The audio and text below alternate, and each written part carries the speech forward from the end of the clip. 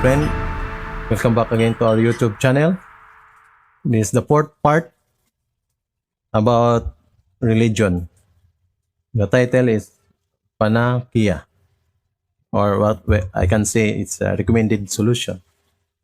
A recommended solution for the cons of religion or the side effects of the religion. What are those side effects? The dogma, superstitious beliefs, and discrimination. By the way, religion is also a source of employment opportunities and livelihood for religious people. Okay? If they have their own church, it will generate income. So if they have some structure in that particular church, there's a leader and sub leaders, so they have income. They have either by salary or by percentage, whatever one, or even the government. Some religion have under a government employment, so they are government employee, so they have their salary. And even religious conflict is also a source of opportunities for producers and suppliers of military war armaments and weapons. Example, for the offense or defense weapon system, it might be in airspace, so that they have the Air Force can have armaments or aircraft for their defense, and they have weapons for the land for armies and marines, and for the seas, the navies and the coast guards, they have those war armaments or military weapons. So war business is very lucrative business. Now, talking about religion. So if you want to create tension between nations, just check their religious beliefs or that beliefs that very dear to them that can cause conflicts. Then you can see, you wake up their animal nature to the highest possible might. War, fight. Ultimately, war is the highest expressions of anger and hatred.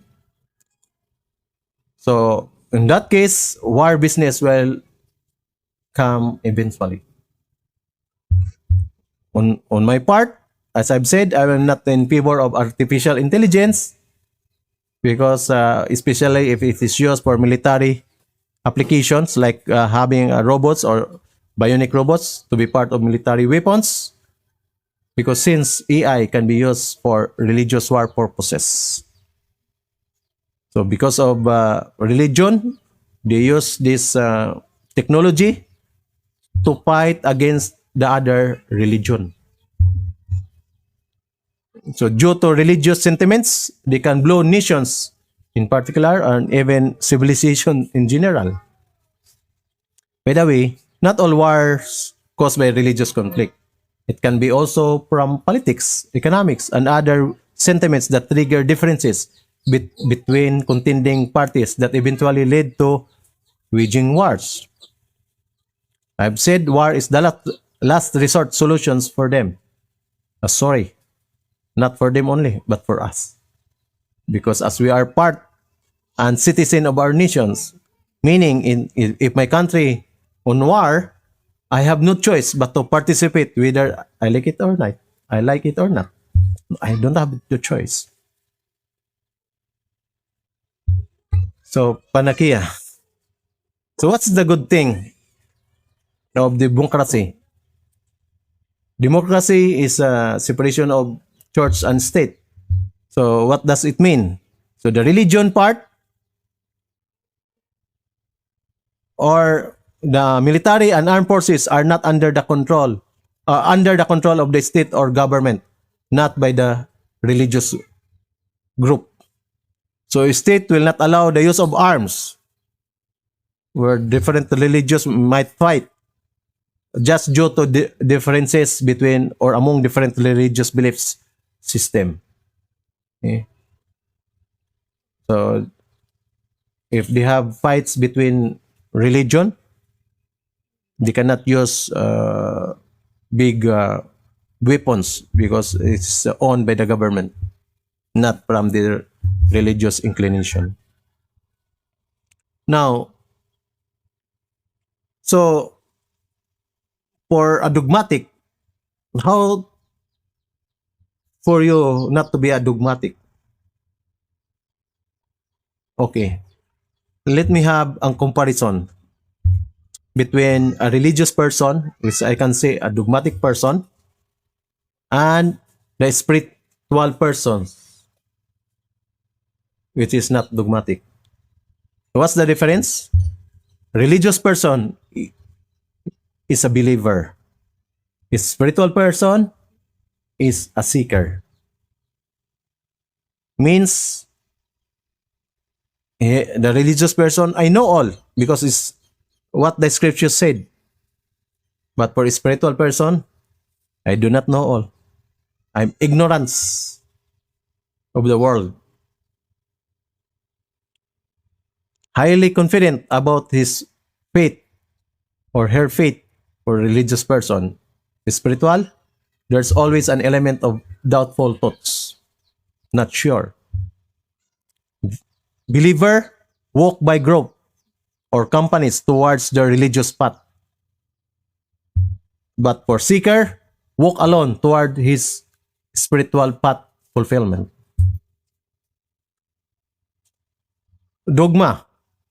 For the believer, follow instructions from religious books and uncompromised loyalty to his her religious leaders with absolute certainty that they are the truth.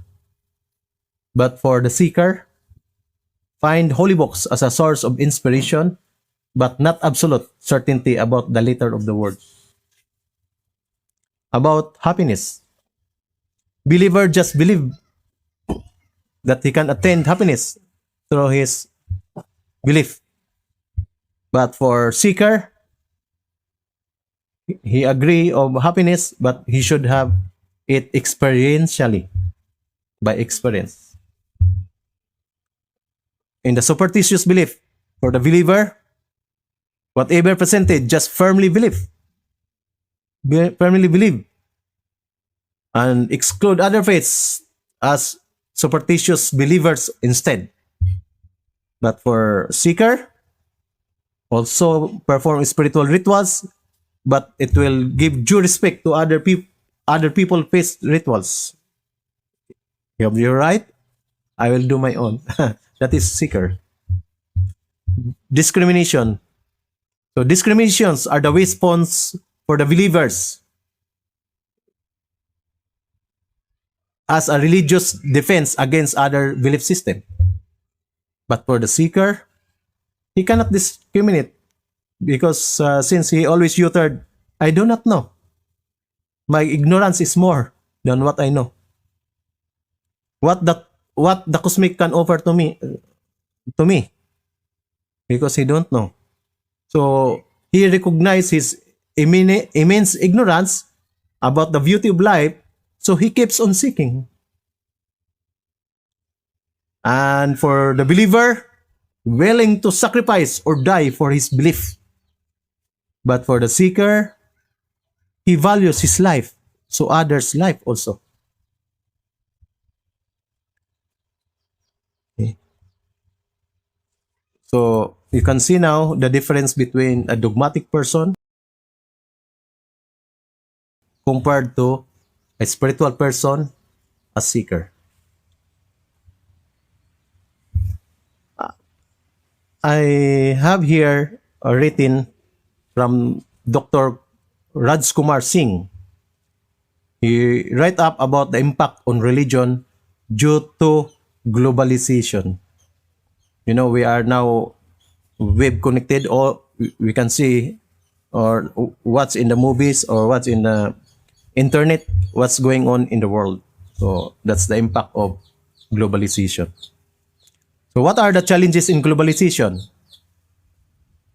The globalization, the increasing interconnectedness and interdependence of the world's economies, cultures, and societies has had a significant impact on religious philosophy.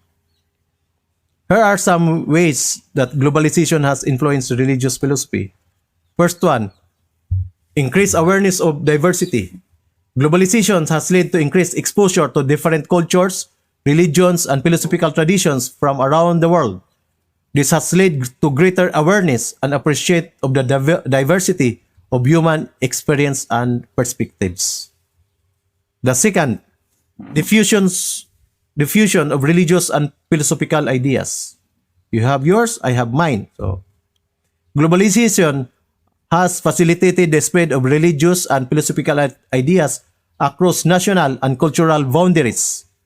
This has led to the emergence of hybrid religious and philosophical traditions, as well as new forms of religious and philosophical expressions. It came out because of their a bigger view of perspective. Challenges to traditional beliefs. Globalization has also led to challenges to traditional religious and philosophical beliefs as individuals are exposed to different worldviews and cultural values. This can lead to a questioning of one's own beliefs and the emergence of new, more exclusive forms of religious and philosophical thoughts. Fourth, interfaith dialogue. They cannot, nobody, now there's no more exclusivity or they are in isolation. So globalization has facilitated increased dialogue between different religious and philosophical traditions as individuals and communities seek to find common ground and work together towards shared goals. This can lead to greater understanding, cooperation, and tolerance between different groups. And the fifth, global ethical and moral challenges. Globalization has also given rise to new ethical and moral challenges such as environmental degradation, economic inequality, and social injustice. Religious and philosophical traditions are increasingly called upon to respond to these challenges and to develop new ways of thinking and acting in response to them. Overall, globalization has had a significant impact on religious philosophy, leading to increased awareness of diversity, diffusions of ideas, challenges to traditional beliefs, interfaith dialogue, and new ethical and moral challenges. As the world becomes increasingly interconnected, it is likely that religious philosophy will continue to play an important role in shaping individual and collective values, beliefs, and practices. So my suggestion, mentally, whatever faith you have, choose an inclination that will satisfy what you want to give you greater inner happiness, love, compassion to others, inner strength, and makes your life worth living and great hope for the afterlife destiny. Thank you, my friend, and thank you for your continued support on my blog. See you on the next video.